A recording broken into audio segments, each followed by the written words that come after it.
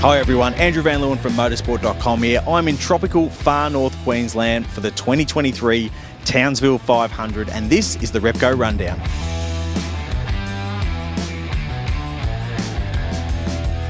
In the couple of weeks since we were last racing in Darwin, there has been a huge focus on parity. Now, the third race in Darwin triggered an official parity review after another Camaro whitewash, and what we've seen now is that there will be changes made to the rear aero on the Ford Mustang. Now, these changes have been decided on based on a combination of CFD analysis and real-world aero testing that has taken place since we were at Hidden Valley. What the analysis has discovered is there's been a quirk in the data where as the Mustang brakes, it loses rear downforce, quite a chunk, up to 30 kilograms of rear downforce. That is affecting rear tyre life and is hampering the performance of the car over the course of a race distance. That will hopefully be remedied by this new rear wing aero package that will be fitted to the Mustangs for this weekend.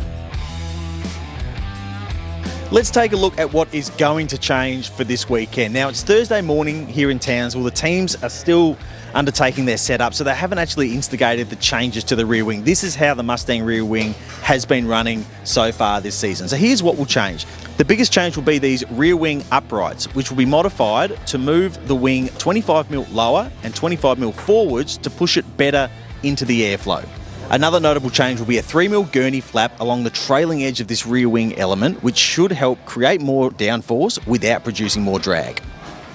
And then the final change is this boot spoiler that you can see here. There'll be a whole new boot spoiler fitted to these cars, which will be wider and higher than the one that's on there at the moment. These new parts will be fitted to the Mustangs this afternoon and ready for first practice on Friday morning.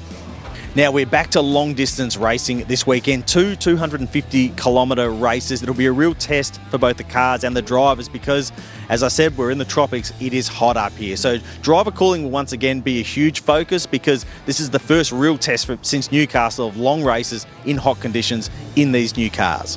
And teams will also have the challenge of refueling with these cars, something they haven't done since that season opening Newcastle 500. This is a free-to-air TV round, so you can catch all the action live on Channel 7 or on Fox Sports and KO. And keep an eye on motorsport.com for plenty of news and analysis. And of course, Repco's The Garage, where there is a ton of fantastic content as well. And if you're at the track, make sure you head down to the merchandise area and have a crack at the Repco Pit Stop Challenge. It's fantastic fun.